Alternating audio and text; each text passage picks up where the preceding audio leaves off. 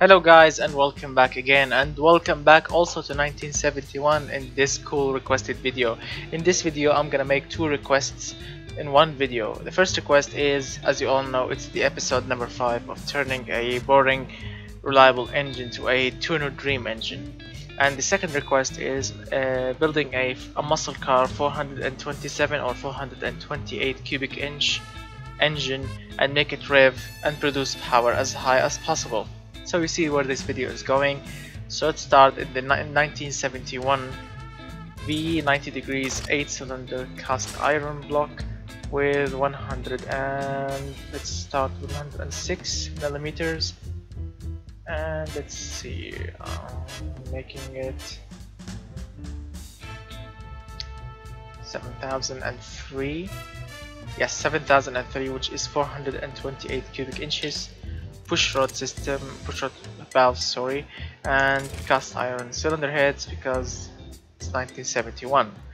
Let's start with cast iron, and zero quality, 8.5 to 1 compression ratio, which is somehow low, 70, right, zero quality, naturally aspirated, 4 barrel, single, standard, 98, leaded, 13.7 and 30, 6,000 and short cast, right? So now 5,200,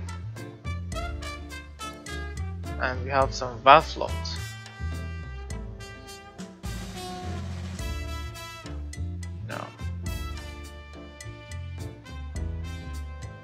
So you have to use some high quality valve terrain.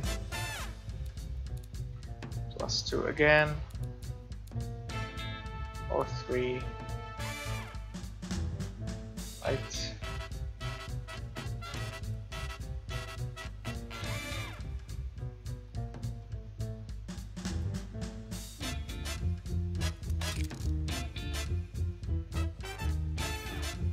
All right. So as you can see, this engine doesn't make ton of power. It only or the power band only live up to 5,000 RPM. Let's see if we can, how much power we can use our 98 octane. So now let's drop it back. 321 horsepower and 357 pound-feet of torque. Right?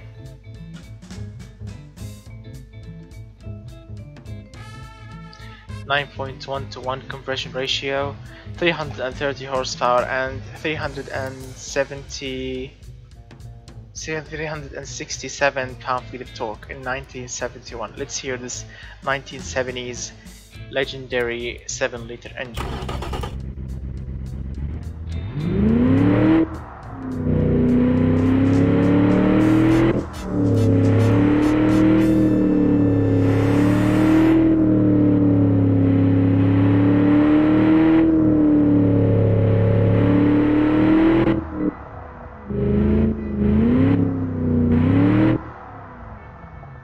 As you can all hear and see, in 1971 this engine has good reliability for its time.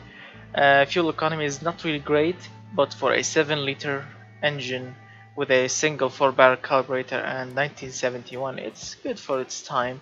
Emissions, don't look here because it's very toxic, and the smoothness, it's somehow good. Throttle response, no one cared about it in 1971, and the engine is freaking heavy, and 330 horsepower, 367. I know there are maybe some better engines than this one. I mean, if I used a twin carbureted one, let's see how much we can boost the puppy. Twin carburetor, performance, intake, manifold. Let's see, more ignition timing maybe. No. Yeah, like that. Right.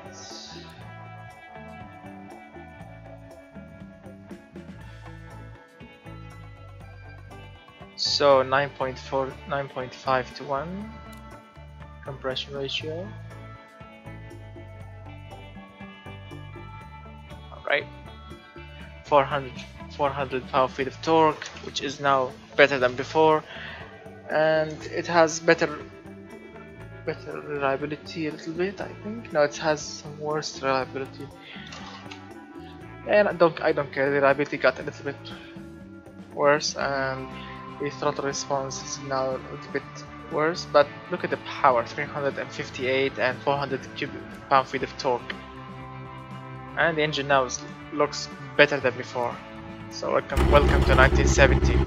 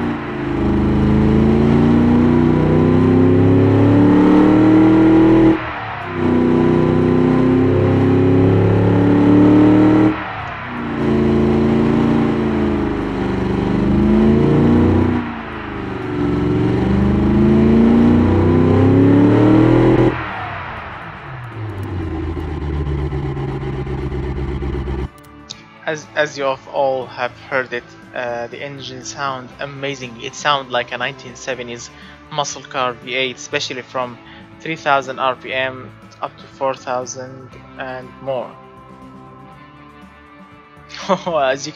What the hell is happening here?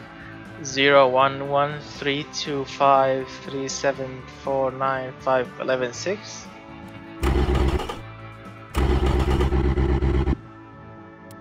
Wow, that is a big error in the game. Okay, so this is from 1971. Let's see if now we are in 2017 or 2017. Let's see if you got this engine now. What will happen? Let's see. I mean, you will see that if this engine has been, as you can see, this is 1971. You see the power and the torque.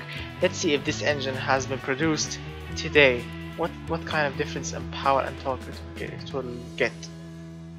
1981, 1991, 2001, 2011,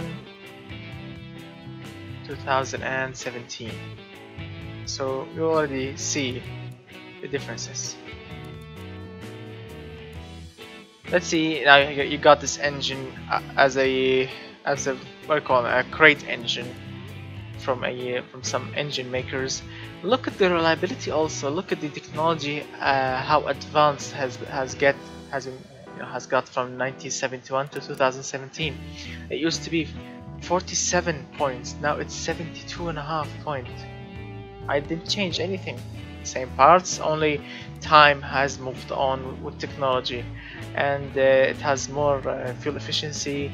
It burns less octane, and it's smoother, it's reliable, it's lightweight, it's lighter than before.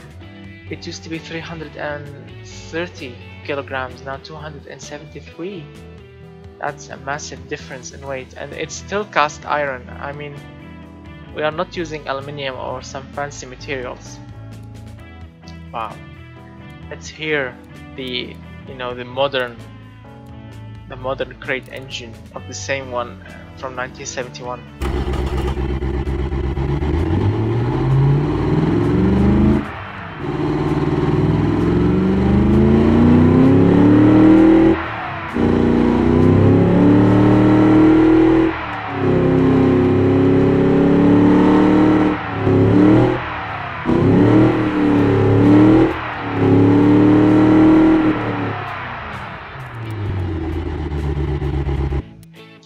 Let's say you are a tuner and you got this engine as a crate. It's running great. It's producing 413 pound-feet of torque, which is really good, for for its application. Let's see how will you advance it? How can you tune it to make it produce more power and make it modern as possible as it can? Okay, let's start first, of course, with the most important thing, as I always say, the exhaust system.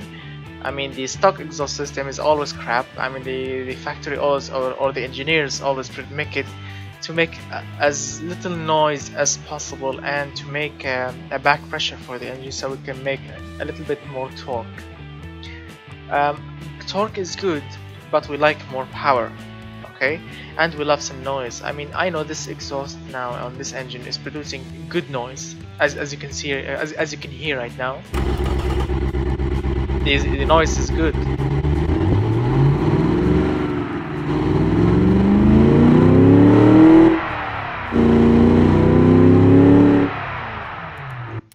The noise is good, but I want more, and everyone that loves engine want more noise and more power. So with the exhaust, let's say you want to start with an aftermarket exhaust kit. There is a tubular headers. As you can see, look at the difference in power. That is an awesome difference in power as a start with a better header only. Let's make the exhaust tube. Now it's running on 2.5 inches, 2.8, and 3 inches. So 3 inches is good. Straight through. No, let's keep the reversed flow on here, and let's take the second muffler off. And of course, the exhaust that you bolted on should be hybrid. How the hell are we losing power? Okay, let's keep it on +3 quality. So as you can see here, bigger exhaust, better headers, and no second muffler. Let's see how this beast will sound. I mean, look at it now. It looks better than before. These chromy headers and no second muffler, so this engine should sound louder.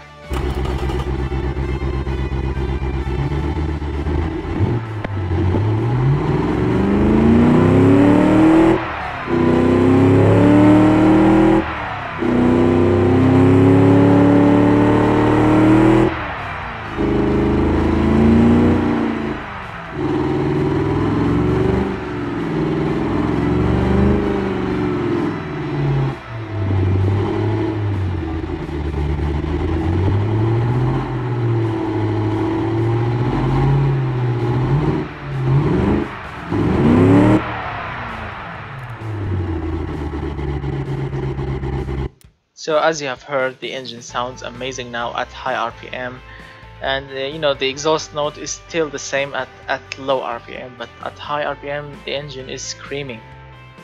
So the next thing you should do is changing the carbureted system to a fuel injected system, and of course we are living in 2017, so we were using 98 also, but a leaded one, so it should have a catalytic converter, of course. I know we have lost a little bit of power because the exhaust is restricting a little bit, but it's okay. Now we are saving the environment, not killing it. I mean, before the emission used to be 3,465, now 480, so yes, we are saving the environment a little bit.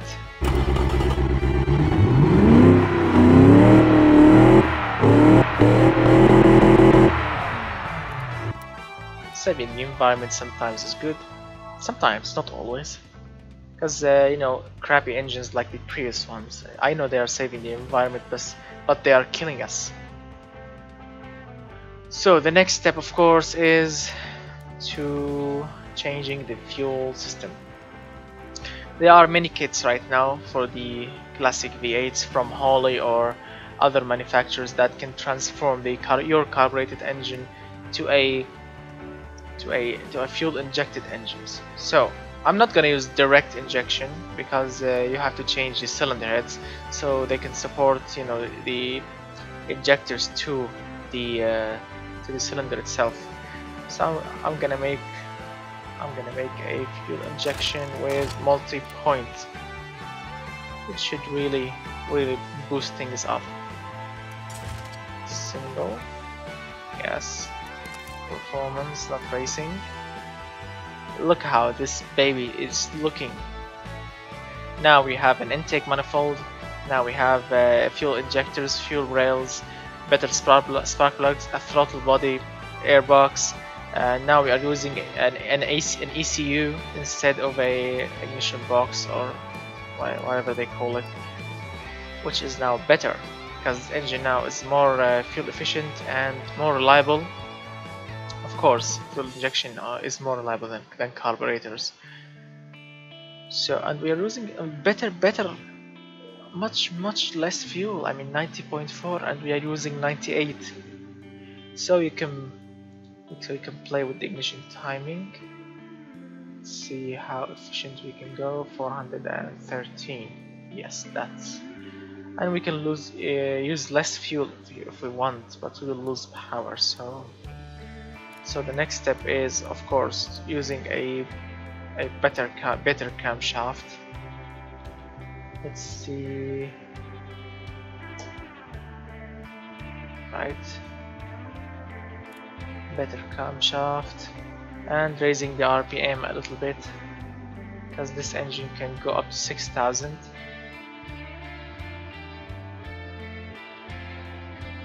$64, $65, 66, $67, $71, 471 horsepower. Now that is a 7-liter engine. Wow, let's hear this new beast.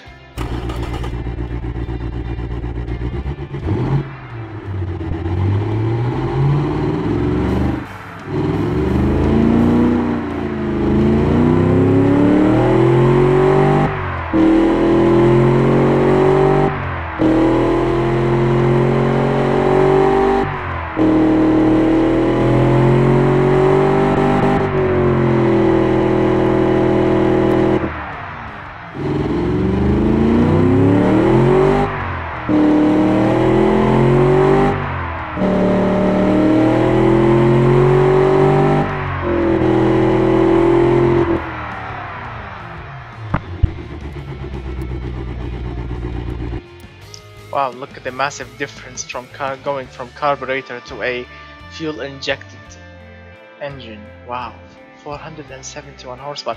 I mean, I love carburetors. They are classic, they are good, and you know, there are some legends these days that can tune a carbureted engine to make it as powerful as a fuel injected engine.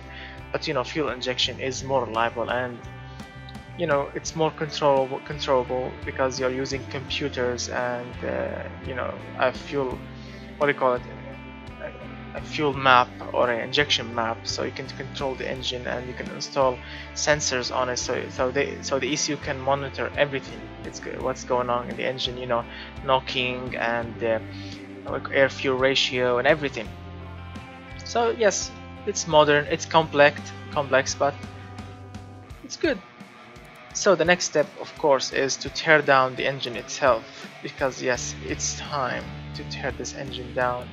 And let's use 95 because it's cheaper, and yes, we can live on it. Let's tear this engine down and make it as custom as it can. First of all, let's go back here. This is a cast iron block. Now let's keep the cast iron block and everything. Let's keep them as stock as they can. Let's tear the engine apart and install.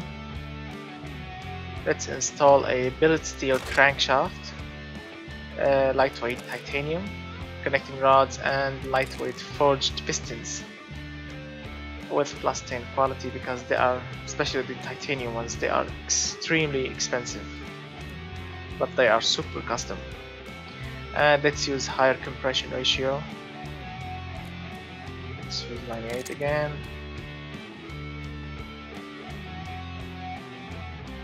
And since we have teared the engine down to its knees, let's use direct fuel injection. So we have to change the cylinder heads to a cylinder heads that can support bolting a fuel injectors in them, so they can inject fuel into the cylinder chamber or into the combustion chamber directly instead of spraying fuel into the intake manifold. So yes, fuel direct injection.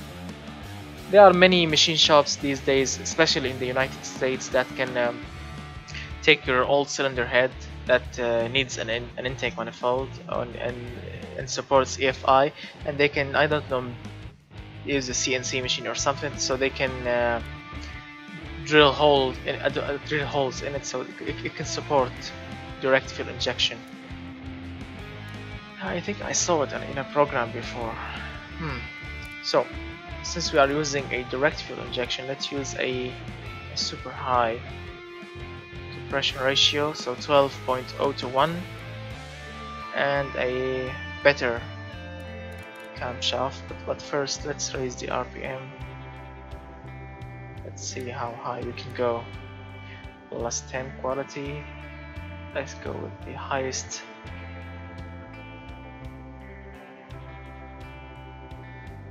Go like that. 8,000. Yes, I know. Plus 15 quality. Right like that. Let's inject a little bit of fuel in, and see. Yes, a little bit of compression ratio will not hurt. 12.5 to 1 compression ratio, which is extremely high for an engine like this. And let's use a throttle per cylinder setup. Yes, throttle per cylinder setup. I know it looks ridiculous, especially the standard one. Wow. And the performance one with a carbon fiber intake manifold. And let's use a better or high quality one.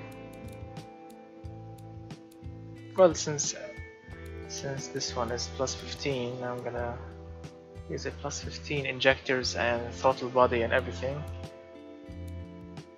Right, and now it's time, as the time has come to see a fabricated or custom header. What? Oh my God! Look at the power.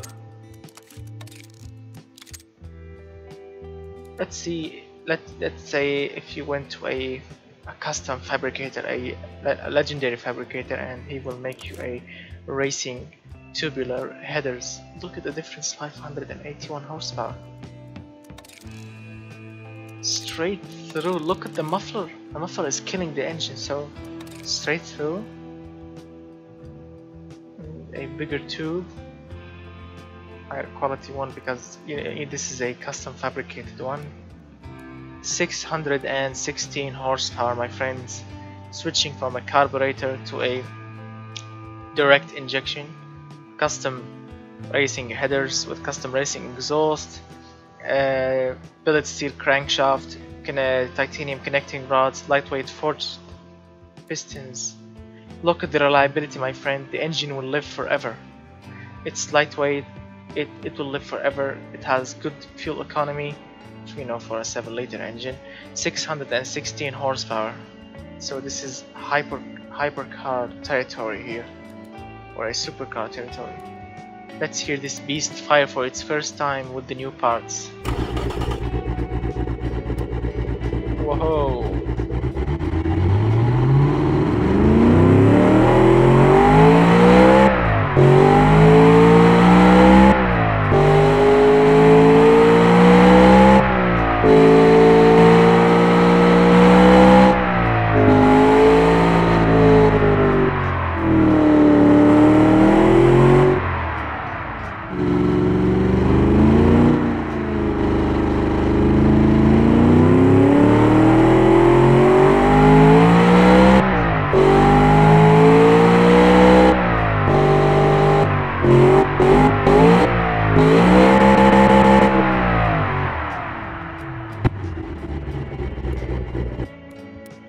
This engine is producing the best noise I've ever heard in a V8. Wow. So what do you think the next step is? Oh yes, you all know what the next step is. As a start, let's use a 100 octane racing fuel. Drop the ignition timing a little bit. Let's stay to 40. I mean, it's still not enough, but right, you all see it. Yeah.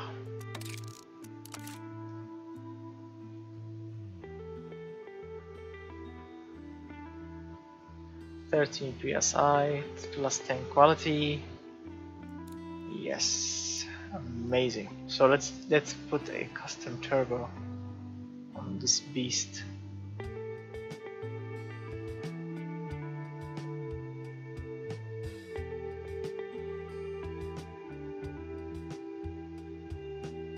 Ho ho.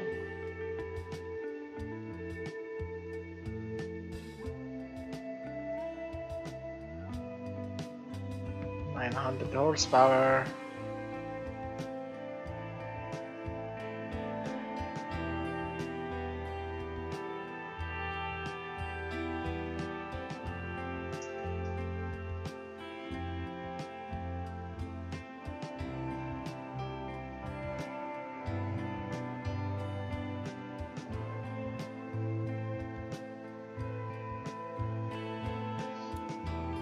Alright.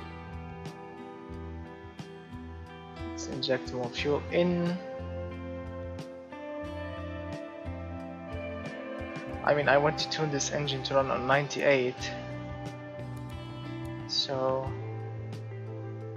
1000 4.2 inches. Yeah, that's better. No mufflers. No, we have to use Cadillac converters. Plus 15 quality. Yeah. Let's inject more fuel in. 98. 1027 horsepower. Whoa, amazing. Plus 15 quality again.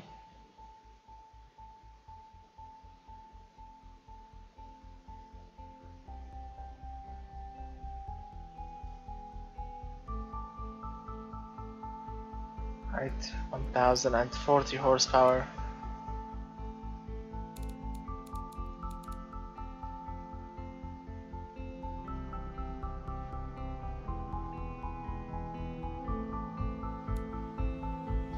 Let's go cheap a little bit, so plus 5 here. No. So, yes, let's go cheap here only. So the engine has 100, alright, 100 reliability, which is really reliable. Let's drop the RPM a little bit because there is no point of revving it to 8,000. 7,500 is still acceptable. Let's see here. 8,000. Right. So let's go cheap like this. No need for a billet steel or titanium.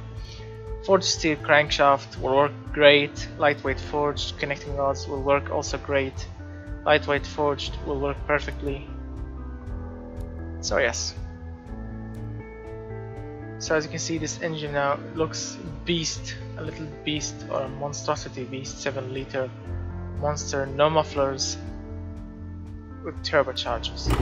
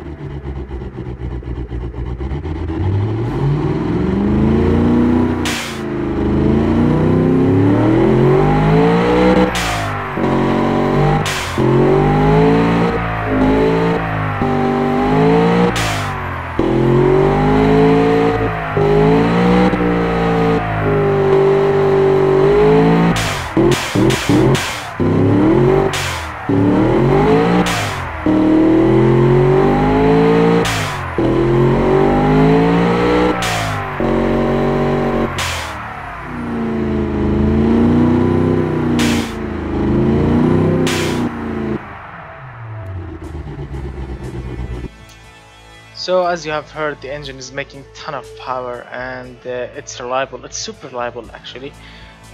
You know, the fuel economy is not really great, but this is a street slash racing engine, so yes, you can see where this is going. And yes, it's somehow smooth, somehow not much. The throttle response is good for its sheer size, and the emissions are low. What else? It's still lightweight compared to its monstrosity size, and with this kind of power, I mean 1040 horsepower and 743 pound-feet of torque. Imagine this beast, you know, in a traditional muscle car from 1970s. For example, what kind of cars that came with 7-liter engines? What kind of cars do you think? I mean, I'm not really a muscle car expert. I mean, if you know what kind of cars that comes with 7-liter engines from 1970s, tell me in the comment section. And imagine this engine is being bolted on in one of these cars. They will fly, or not fly. They will smoke the hell out of the rear tires and make them explode. Wow. 1040 horsepower from a pushrod 2 valves per cylinder engine with the help of twin turbochargers. I want to see the inside of it. Show me the turbos and let's go.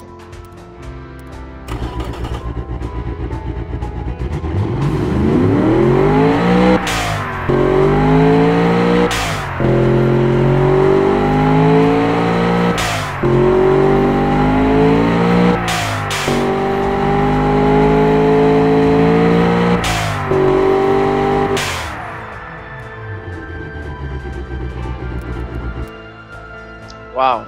I mean, if this engine has a 5 valves per cylinder, or a dual overhead camshaft, even a single overhead camshaft, it will make a lot more power than this, because it will have more air going in and more air going out of these cylinders.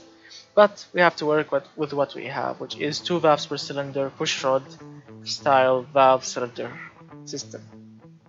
I hope you really guys enjoyed this episode number 5 of making a boring, reliable engine into a tuner dream engine. This engine started in life in 1971 as a muscle car V8 with a twin carburetors and 98 leaded octane fuel and 300 and something horsepower and 400 pound-feet of torque. And now look at the result, what we ended up with: 1040 horsepower, 743 pound-feet of torque, using the help of twin turbos, direct fuel injections, and what do you call them, forged internals, a huge exhaust system, better injectors, better injection, and as I said before, the help of these two bad boys. So thank you so much guys for watching. I hope you really enjoyed this video, and I hope you always enjoy this series of making boring engines into a racing engines or tuner dream engines. Thank you so much guys for watching. If you like this video, remember to hit that like button because it's so important to me. And if you are not a subscriber, please hit that subscribe button please, and stay tuned for more cool videos soon. And please request more cool videos, and remember, if I forgot your request, please remind me, because sometimes I forget because I'm super busy, you know, work and the family and everything. Thank you so much guys for watching. I will see you in the next video soon, and bye bye.